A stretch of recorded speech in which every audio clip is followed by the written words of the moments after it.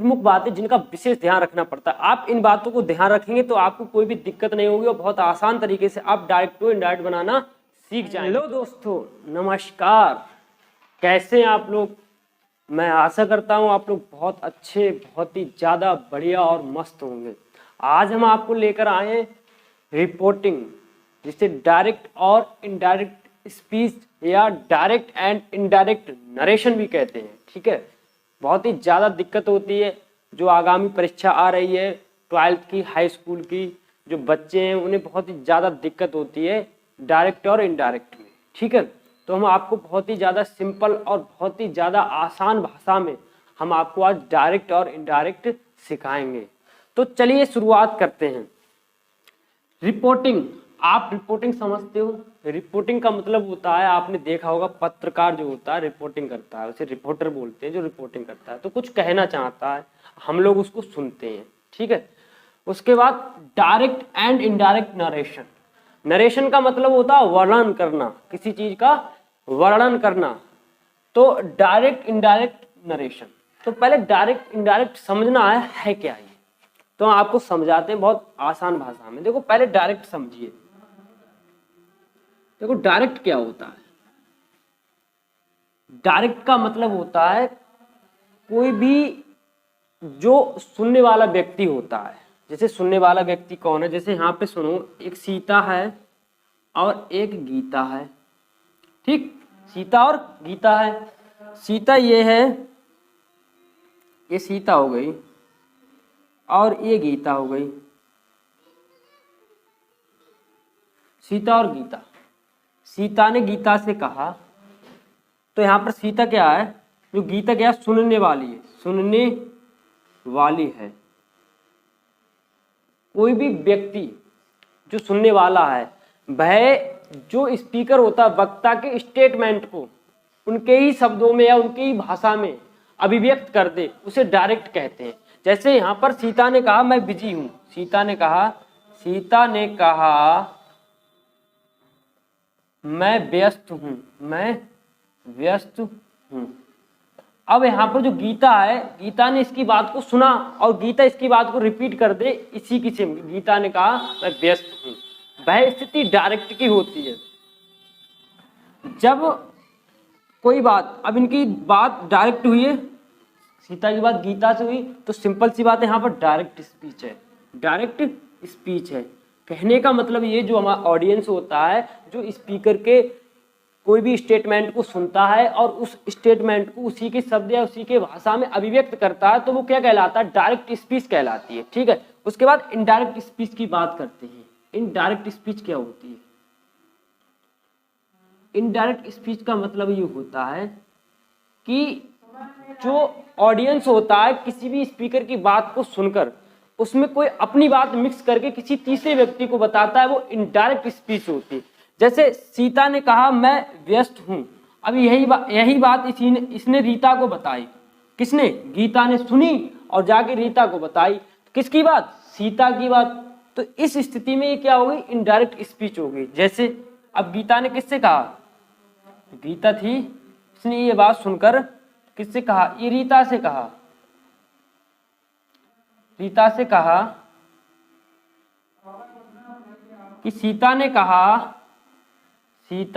कहा कि वह व्यस्त थी। तो ये होता है जिसे बैक वाइटिंग या चुगली कहते हैं। क्या कहते हैं? चुगली करना। चुगली होती क्या है? तो चुगली होती किसी भी स्पीकर की बात को सुनकर कोई भी ऑडियंस और उसकी बात को किसी तीसरे व्यक्ति से कहे और उसमें अपनी तरफ से कुछ मिला दे, तो वही चुगली होती है। कहने का मतलब बढ़ा चढ़ाकर कोई बात कहना ही चुगली कहलाती है। ठीक है, आपका ये क्लियर हो गया होगा, आप समझ गए डायरेक्ट स्पीच और इनडायरेक्ट स्पीच। उसके बाद अब ये बनाना कैसे, इन्हें कन्वर्ट कैसे करना, ये सारी जो नियम है इनमें बहुत ज़्यादा दिक्कत होती है स्टूडेंट के लिए कि हम इसे कैसे करें। तो हम आपको बताते हैं कैसे आपको करना है, बहुत आसान और बहुत सिंपल लैंग्वेज में।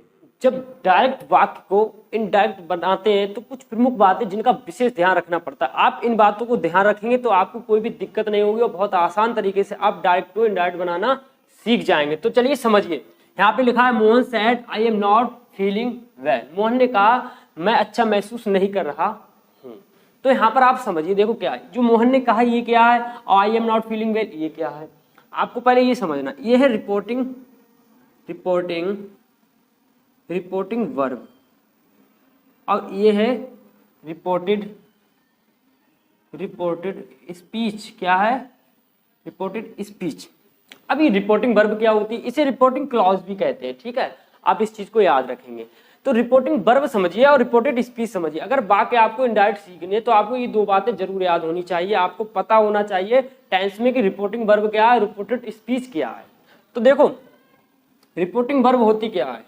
रिपोर्टिंग का मतलब हमने आपको पहले बताया था कि रिपोर्टिंग का मतलब होता है कुछ कहने का, कोई जो आपने देखा पत्रकार आता तो कुछ कहता है ना, तो कुछ कहने को प्रकट करे, कुछ कहने को प्रकट करे। जो वक्ता होता है, कहने वाला, बोलने वाला, कुछ कहने को क्या करे, कुछ कहने को प्रकट करे। कौन? स्पीकर या वक्ता, उसे क्या कहते हैं? Reporting verb. रिपोर्टेड स्पीच क्या, उसने जो कुछ कहा, जो भी स्टेटमेंट दिया वो क्या है, जो कहा गया, किसके द्वारा? वक्ता ने जो कहा। तो इस चीज को आप याद रखें, वक्ता ने जो कहा। सिंपल सी बात है, रिपोर्टिंग वर्ब जो कुछ कहने को प्रकट करे। वक्ता है, कुछ कहने को क्या करे, प्रकट करे, और वक्ता ने कुछ कहा, कोई स्टेटमेंट दिया हो, तो वो रिपोर्टिंग वर्ब हो गई, ये रिपोर्टेड स्पीच हो गई। सिंपल सी बात है, आपको दो बातें याद रखनी है। दूसरा तरीका ये है कि छोटी लाइन, छोटा स्टेटमेंट, वो क्या होता है? छोटी लाइन का मतलब छोटा स्टेटमेंट, रिपोर्टिंग वर्ब। बड़ा स्टेटमेंट, रिपोर्टेड स्पीच। सिंपल सी बात है। पहली बात आपको ये बहुत ज्यादा जरूरी है कि आपको पता होना चाहिए। इस चीज को आप याद रखेंगे कि रिपोर्टिंग वर्ब क्या होती है, रिपोर्टेड स्पीच क्या होती है, तभी जाकर आप डायरेक्ट को इनडायरेक्ट बना सकते हैं। उसके बाद अगले नियम की बात करते हैं। अगला नियम ये भी बहुत जरूरी है। तो देखो समझिए, रिपोर्टिंग वर्ब का मतलब छोटी लाइन। छोटी लाइन का मतलब है छोटा स्टेटमेंट। प्रेजेंट या फ्यूचर में हो तब रिपोर्टेड, ऐसे यहाँ पे लिखा स्पीच। रिपोर्टेड स्पीच का वाक्य ना बदलता है। देखो छोटी लाइन का मतलब है रिपोर्टिंग वर्ब, और बड़ी लाइन का मतलब मैंने बताया रिपोर्टेड स्पीच। जब छोटी लाइन कहने का मतलब रिपोर्टिंग वर्ब है, प्रेजेंट या फ्यूचर में हो, तो रिपोर्टेड स्पीच का जो वाक्य होता है, वाक्य नहीं बदलता है। कहने का मतलब वाक्य अगर प्रेजेंट का हो तो पास्ट में नहीं होता, पास्ट का हो तो पास्ट परफेक्ट में नहीं होता, ये कुछ बदलता नहीं है। केवल क्या बदलते हैं? पर्सन बदलते हैं। पर्सन, यू नो, आप जानते हो कि पर्सन क्या होते हैं। और इनवर्टेड कॉमा को हटाकर दैट से रिपोर्टेड स्पीच का जो टेंस होता है उसे जोड़ देते हैं। समझ में आया? चलो नहीं आया तो हम बात समझाते हैं तो आपको समझ में आ जाएगा। ये हो गई हमारी छोटी लाइन, जिसे क्या कहते हैं? रिपोर्टिंग वर्ब कहते हैं। ये किसमें है? एस है। आपको पता है प्रेजेंट इंडेफिनिट में, अफर्मेटिव में वर्ब के साथ एस लगती है, तो आपको पता होगा ये प्रेजेंट इंडेफिनिट की। तो ये कह रहा है रिपोर्टिंग वर्ब किसमें? प्रेजेंट या फ्यूचर में हो। ठीक, ये प्रेजेंट में है, तो कहता है रिपोर्टेड स्पीच का वाक्य नहीं बदलता। ये वाक्य जो है जिस सिचुएशन में, उसी सिचुएशन में रहेगा, केवल क्या बदलेंगे?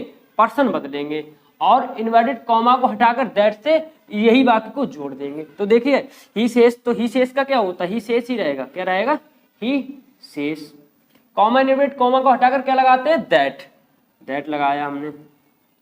अब बदलिए, सन बटे 123 आपने फार्मूला सुना होगा। एक फार्मूला है, ये आपको याद करना पड़ेगा। देखो कुछ चीजें तो याद करनी पड़ेगी, ठीक। अब कोई आपको खाना परोस के ला सकता है, आपके मुंह में उसको निवाला तो नहीं दे सकता है, तो ये चीज याद रखनी, ये बात आपको याद करनी पड़ेगी। देखो सन बटे 123, तो सन बटे 123 का मतलब होता है ये फर्स्ट पर्सन आपको पता है आई बी, सेकेंड पर्सन यू होता है, थर्ड पर्सन ही होते हैं। तो फर्स्ट पर्सन जो होता है सब्जेक्ट के हिसाब से चेंज होता है। किसके सब्जेक्ट के हिसाब से? ये चीज में कंफ्यूजन रहते हैं बच्चे। तो ये रिपोर्टिंग वर्ब की छोटी लाइन यहाँ के मतलब छोटी लाइन के सब्जेक्ट के हिसाब से, ठीक। तो यहाँ पर ये आई है, आई किसके हिसाब से? ही के हिसाब से चेंज होगा। आई की पोजीशन क्या है? सब्जेक्ट की है। कौन सी? नॉमिनेटिव केस में। तो यहाँ पर ये जो पोजीशन होगी, यहाँ पर भी इसकी क्या होगी? ही होगी, क्योंकि यहाँ ये इसके हिसाब से चेंज हो रहा है ना, ठीक। नहीं समझ में आया?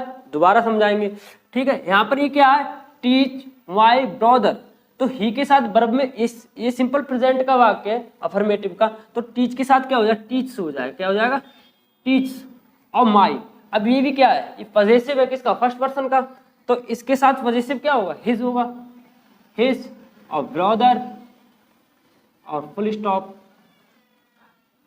उसके बाद अगले टेंस की बात करें तो अगला समझिए, आई से टू मी, मैंने उससे कहा, ही सेड टू, यू से टू, उसने मुझसे कहा, यू लिखा है यहाँ पर, यू से टू मी, उसने मुझसे कहा कि तुम थके हुए हो, तुम थके हो। ठीक है, तो यू के साथ से लगा, कहने का मतलब प्रेजेंट में, ये जो रिपोर्टिंग वर्ब है किसमें, प्रेजेंट में, तो यू से का क्या हो जाएगा, यू से का क्या हो जाता है, टेल हो जाएगा। ये हम लिखवा देंगे, से का, सेस का, सेस टू का क्या होता है, ये सब लिखवाएंगे हम। मी, कॉमा इनवर्ट कॉमा दैट। अब यहाँ पर सेकंड पर्सन किसके हिसाब से चेंज होगा, ऑब्जेक्ट, ऑब्जेक्ट क्या है, मी, क्या है, मी है। तो आप इस चीज को याद रखेंगे, जो रिपोर्टिंग वर्ब में यहाँ पर यू किस नॉमिनेटिव केस में है, कर्ता कारक के रूप में है, तो यहाँ पर जो मी होगी वो भी इधर आएगी, तो किसके केस में होगी, वो भी नॉमिनेटिव में होगी। तो इसका मी का नॉमिनेटिव केस क्या होता है, आई होता है, और आई के साथ एम लगता है और ट्राइड। तो यहाँ पर देखो आपने ये टेंस नहीं बदला, नहीं ये टेंस बदला, प्रेजेंट का था प्रेजेंट में ही रहा, ये प्रेजेंट का था ये भी प्रेजेंट का रहा। ठीक है, तो कहने का मतलब अगर रिपोर्टिंग वर्ब किसमें हो, रिपोर्टिंग वर्ब प्रेजेंट या फ्यूचर में हो, तब रिपोर्टेड स्पीच का वाक्य नहीं बदलता, केवल पर्सन बदलते हैं। आपका ये क्लियर हो गया होगा। ठीक है, उसके बाद बात करते हैं अगले कुछ और नियम जो आपको बहुत ही ज्यादा जरूरी है याद रखना। ये भी टेंस समझिए आप, टेंस है he said to me I teach your brother, तो इसका इनडायरेक्ट इस प्रकार बनेगा, he told me, said to का टोल्ड हो जाता है। ये चार्ट हम आपको लिखवा देंगे। He told me, comma inverted comma हटाया, यहाँ पर कॉमा इनवर्टेड कॉमा है, दैट लगाया। ठीक है, first person changing to subject, I first person है, किसके हिसाब से चेंज होगा, सब्जेक्ट। आपको 1/123 का फार्मूला हमने लिखवा दिया। ठीक है, तो यहाँ पर आई का जगह पे क्या हो जाएगा, ही हो जाएगा। ठीक है, उसके बाद पास्ट इंडेफिनिट। अब ये चीज समझो, ये वाक्य प्रेजेंट इंडेफिनिट में है। बात ये थी कि रिपोर्टिंग वर्ब यदि पास्ट में होगी, प्रेजेंट या फ्यूचर में होगी, तो इधर वाला वाक्य चेंज नहीं होगा। मगर यहाँ पर रिपोर्टिंग वर्ब किस में है, छोटी लाइन किस में है, छोटा स्टेटमेंट किस में, पास्ट में है। ठीक है, पास्ट इंडेफिनिट में है। ठीक है, तो इस कंडीशन में रिपोर्टेड स्पीच वाला वाक्य का जो टेंस है वो बदला जाएगा। तो यहाँ पर ये प्रेजेंट इंडेफिनिट में है, तो प्रेजेंट इंडेफिनिट किस में चेंज होता है, पास्ट इंडेफिनिट में। ये भी नियम हम आपको लिखवा देंगे। ये चार्ट जो है कन्वर्ट करने वाला, कौन सा वाक्य कौन से टेंस का कौन से टेंस में चेंज होता है। ठीक है, तो ही के साथ taught, present indefinite past indefinite में चेंज हो जाएगा, टॉट हो गया। Second person changing to object, your, यहाँ पर यू का पजेसिव है ये। ठीक है, सेकंड पर्सन ऑब्जेक्ट के हिसाब से चेंज होता है, तो यहाँ पर माई हो गया, माई ब्रदर। ठीक, आई थिंक आपका ये क्लियर हो गया। उसके बाद एक एक्सेप्शन वाला वाक्य, historical, date of birth, proverb, universal truth. अगर ऐसी कहीं कोई बातें, कोई भी स्टेटमेंट होता है रिपोर्टेड स्पीच का, तो वह वाक्य चेंज नहीं होता है। ठीक है, जैसे मोहन ने कहा द अर्थ इज राउंड, पृथ्वी गोल है। ठीक है, तो इस कंडीशन में केवल दैट से वाक्य को जोड़ देते हैं। आई थिंक आपको ये आता भी होगा। अगला है he said to me I went home today, तो इसको देखिए आप, तो यहाँ पर आपको बता दिया टोल्ड। ठीक, मी, कॉमा इनवर्टेड कॉमा हटाया, दैट लगा दिया। ठीक है, ये किसका वाक्य है, रिपोर्टेड। क्यों वाक्य बदलेगा, क्योंकि इधर वाला रिपोर्टिंग वर्ब किसमें, छोटी लाइन किसमें, पास्ट में है। ठीक है, तो इधर वाला तो बदलेगा। अब किसी में वर्ब की सेकंड फॉर्म लगी होती तो क्या होता है, वो पास्ट इंडिफिनिट का वाक्य होता है। तो past indefinite change into past perfect. ठीक है, तो आप देख लो, he had gone that day, ये जो हमारे एडजेक्टिव और एडवर्ब होते हैं ये भी बदलने वाले, इसका भी चार्ट लिखवा देंगे। तो आप पहले चार्ट लिखिए इन वर्ब का, जो सेस टू का टेल्स में हो जाता है, से टू का टेल में होता है, ये वाली चार्ट लिखिए। ठीक, उसके बाद ये वाली चार्ट लिखिए आप, टेंस की कन्वर्ट करने वाली चार्ट। उसके बाद आप एडजेक्टिव और एडवर्ब वाली चार्ट लिख लीजिए। अब आप देखिए, डायरेक्ट इनडायरेक्ट हो या पैसिव वॉइस हो या टेंसेस हो, ये सब किस फॉर्म में बनते हैं, ये सब सेंटेंस की फॉर्म में बनते हैं। सेंटेंस का मतलब होता है कि हमारे बातचीत करने के जो भी स्टेटमेंट होते हैं वो सब सेंटेंस होते हैं। ठीक है, तो हम आपको क्लियर कराते हैं कि डायरेक्ट इनडायरेक्ट के पांचों सेंटेंस जो है, पांचों जो सेंटेंस है उनका एक एक एग्जाम्पल देंगे, जिससे आपके सारे बिल्कुल फुल कॉन्सेप्ट इसी वीडियो में आपका डायरेक्ट इनडायरेक्ट का क्लियर हो जाएगा। ठीक है, तो चलिए उनके भी एग्जाम्पल, आपको ये एग्जाम्पल भी समझ लीजिए, जिससे आपका डायरेक्ट इनडायरेक्ट का फुल कॉन्सेप्ट क्लियर हो जाए। ठीक है, तो चलिए शुरुआत करते हैं। पहले आप एक चीज समझिए, सेंटेंसेस आपको पता होना चाहिए। कुछ बालकनी की जैसे समस्या रहती है कि उन्हें सेंटेंसेस ही नहीं पता है। जब सेंटेंसेस पता नहीं तो आप ना टेंस कर पाओगे, नहीं आप डार्ट एंड डार्ट कर पाओगे, नहीं आप पैसिव वॉइस कर पाओगे। ठीक है, तो आपको पहले सेंटेंसेस पता होना चाहिए। देखो सेंटेंस 5 टाइप्स के होते हैं। पहला असर्टिव सेंटेंस जिसमें किसी बात की सूचना मिलती हो, दूसरा इंटेरोगेटिव जिसमें कोई प्रश्न पूछा जाता हो, तीसरा इंपरेटिव सेंटेंस जिसमें आज्ञा दी जाती हो, चौथा हमारा एक्सक्लेमेटरी जो हमारी हृदय की फीलिंग हमारी भावना है। ठीक है, पांचवा ऑप्टेटिव जिसमें इच्छा और आशीर्वाद पाया जाता है। ये हमारे 5 सेंटेंसेस होते हैं। ठीक, इन सेंटेंसेस की पांचों फॉर्म में हम आपको डार्ट एंड डार्ट का एग्जाम्पल देंगे। तो देखो एक चीज और है, किसी से क्वेश्चन किया जाए, जैसे ये वाक्य मैंने लिखा है यहाँ पर, इसको अलग सेपरेट मान ले रहे हैं। ठीक है, ये वाक्य लिखा है आई टीच योर ब्रदर। अगर मैं किसी से पूछूं ये कौन सा वाक्य है, तो वो पता है क्या बोलेगा, सिंपल से ही बोलेगा ये वाक्य प्रेजेंट इंडिफिनिट का। मगर ये प्रेजेंट इंडिफिनिट वाक्य है ही नहीं, किसका है, ये असर्टिव का वाक्य है। अगर मैं टेंस पूछता तो आपको बताना था ये प्रेजेंट इंडिफिनिट का। तो आप श्योर हो पहले कि वाक्य क्या होता है और टेंस क्या होता है। ठीक, तो अभी तक जहां दैट लगती है कॉमा इन्वर्टेड कॉमा की जगह पर, वो असर्टिव क्या होता है, असर्टिव सेंटेंस होते हैं। ठीक है, वो असर्टिव डार्ट इनडार्ट होते हैं। ठीक, उसके बाद बात करते हैं अगला है he said to me are you going home. जिस इनडायरेक्ट को इफ से या वेदर से जोड़कर बनाया जाता है, सिंपल सा लॉजिक यही है। और जिसमें सेड की जगह पर आस्क्ड लगाया जाता है वो इंटेरोगेटिव होते हैं। ठीक है, जो यस नो क्वेश्चन वाले इंटेरोगेटिव होते हैं इनमें इफ लगता है, और WH वालों में क्या लगता है, WH वाला वर्ड ही रहता है। जैसे यहाँ पर हमने एग्जांपल दिया ही आस्क्ड मी, तो वेयर आ गया, और जो कंडीशन अप्लाई हो रही है डार्ट बनाने में सेम बाई कंडीशन अप्लाई होगी। ठीक है, आप इफ की जगह पे वेदर लगा सकते हो, लगा दें, इसमें आप कंफ्यूज मत हो ना, कुछ भी लगा सकते हो, आपकी इच्छा है। ठीक है, उसके बाद बात करते हैं अगला सेंटेंस इंपरेटिव। तो ये आप समझ गए होंगे, ये आपका इंटेरोगेटिव हो गया। इंटेरोगेटिव के बनाने का यही सिस्टम। ठीक है, इंपरेटिव का एग्जांपल समझिए, the teacher said to the boys sit down. Imperative का मतलब होता है आज्ञा दी जाती है, ऑर्डर हो सकता है, रिक्वेस्ट हो सकती है, या किसी चीज को निषेध कर रहा हो, प्रोहिबिशन जिसे बोलते हैं। ठीक है, तो यहाँ पर है the teacher said to me the boys sit down. तो यहाँ पर ऑर्डर हो गया, सिट डाउन मतलब ऑर्डर हो गया, टीचर ने लड़कों से कहा बैठ जाओ। ठीक, तो यहाँ पर इस कंडीशन में ऑर्डर्ड द बॉयज, अगर ऑर्डर होगा तो ऑर्डर्ड हो जाएगा, और रिक्वेस्ट होगा तो रिक्वेस्टेड हो जाएगा। ठीक है, और प्रीपोजिशन टू से रिपोर्टेड स्पीच के वाक्य को जोड़ देते हैं। इस चीज को आप याद रखेंगे, प्रीपोजिशन टू से रिपोर्टेड स्पीच के वाक्य को जोड़ देते हैं। इनमें जो रिपोर्टेड स्पीच का वाक्य होता है इफ से जोड़ा जाता है। ठीक, और इनमें आपको पता है कंजक्शन दैट से जोड़ा जाता है। ठीक, उसके बाद आपके एक्सक्लेमेटरी और ऑप्टेटिव के भी एग्जाम्पल हम आपको दे रहे हैं, समझ लीजिए। Ram said alas I am ruined.